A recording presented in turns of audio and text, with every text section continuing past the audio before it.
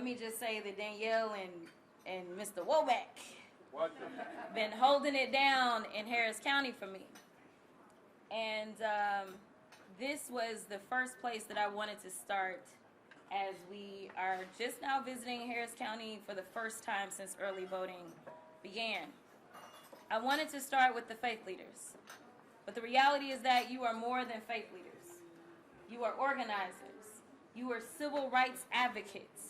You are truth tellers. That's why I wanted to start with y'all. Because we are at a unique inflection point in this country. And as we know, with every single movement that we've had, it's always been black preachers at the front of it.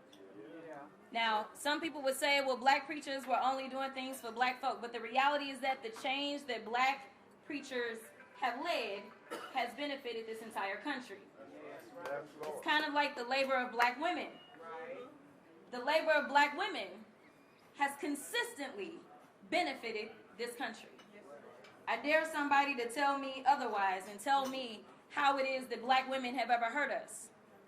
Last time I checked, especially when it comes to the Democratic Party, there is one group that has never faltered. It is black women.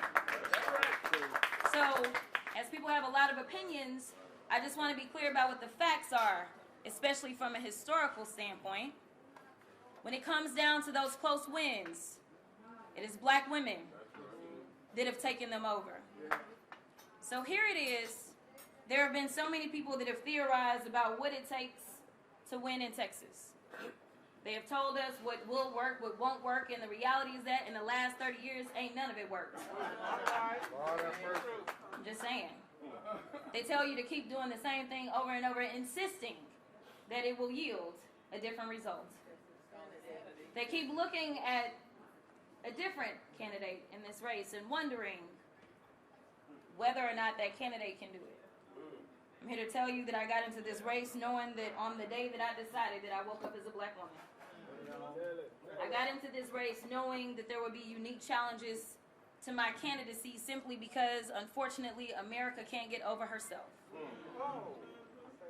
I woke up knowing that the reality is that I didn't become the 55th black woman nor elected to the Congress, and the 22nd black woman ever elected to the State House, and the 4th black woman elected to go to D.C. from Texas. I can tell you that my path has always been a little different and a little bit more challenging. But the reality is that I have always risen to every single challenge in my life. This time will be no different.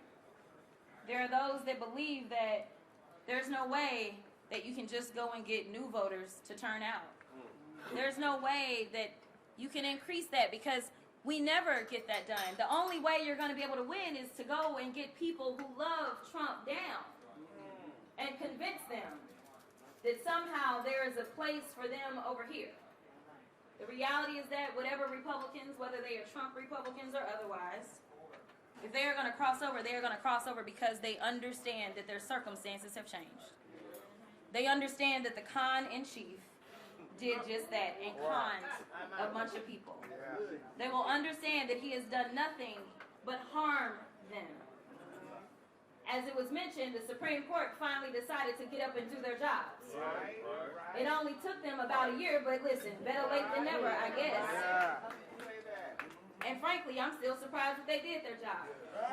Because I don't understand how it is that they decided that a president would have presidential immunity. And they only needed to decide that once we had a 34-count convicted felon. But nevertheless, I digress. Our people are hurting. It doesn't matter your political affiliation. Most people can't afford the cost of housing. In Texas, we lead in uninsured. And they only made it worse. And a lot more people are saying, if I've got to choose between keeping a roof over my head or paying this insurance premium, I am going to keep the roof over my head. There are a lot of people that cannot afford the price of food right now. As someone who served on the agriculture committee, I can tell you that it goes so deep. But we are in the middle of early voting, and that's what I want to talk about. I want to say that my home county, now if they disappoint me, we're going to have a talk. My home county has been the state of Texas. On day one, Dallas County actually outvoted Harris County. I don't know that that's ever happened. Considering the fact that Harris County is the largest county, we voted at 300% of what we normally vote. You did that. You did that. I feel like they're my peoples. In addition to that, on day 2, we kept up with 300%. In addition to that, on day 3, we kept up with 300%. We are continuing to press. Now, Harris County, y'all numbers is up. They are. But y'all ain't at 300%. So I am here. I am going to do my part to make sure that we can push people out. But as y'all know, Sunday's coming. And we know, in fact, my friend Jarvis Johnson is here.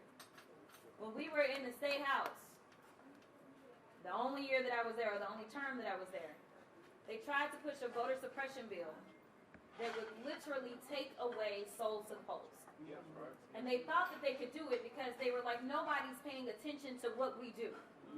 But the reality is that when you shine a light on darkness, you know, the roaches begin to, okay, yeah. Y'all know how it goes.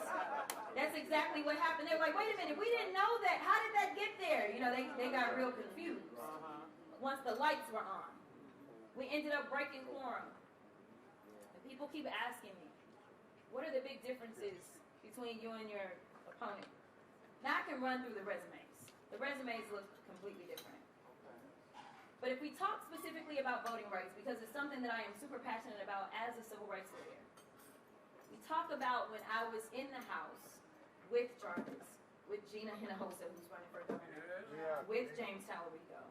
Who else is on this ballot? John Rosenberg. All of us. It was only a couple of us that decided that we were going to focus on breaking quorum. And boy, oh boy, was it tough. I remember we ended up sending some message. I was like, they going to do it? I was like, Jarvis, we had people trying to push other people. Y'all, it was a lot going on to get that quorum break to take place. But I knew that it was the right thing instinctively. Because understanding that I didn't just get to be a member of the state house by myself. I walked in the footsteps of those that never knew I was coming. I knew that there was a privilege that came with me being able to serve, but there also was an obligation to make sure that doors would be open for those coming behind me. So when they decided to go after our voting rights and go after our voting power, I said, we can't stand for this. Now, they had done a lot to us that session.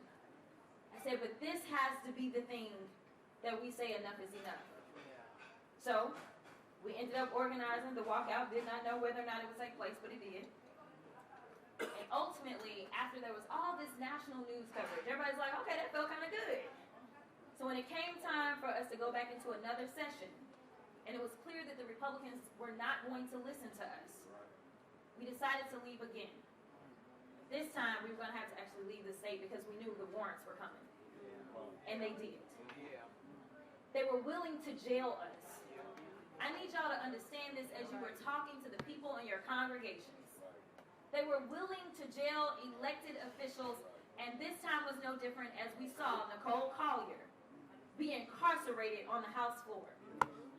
This is how insidious they are because they know our power. It is so important for us to remind them that our power matters, and that is why elected officials should listen to their constituents. But here's the thing. That quorum break ended up ending because there were people that decided to go back.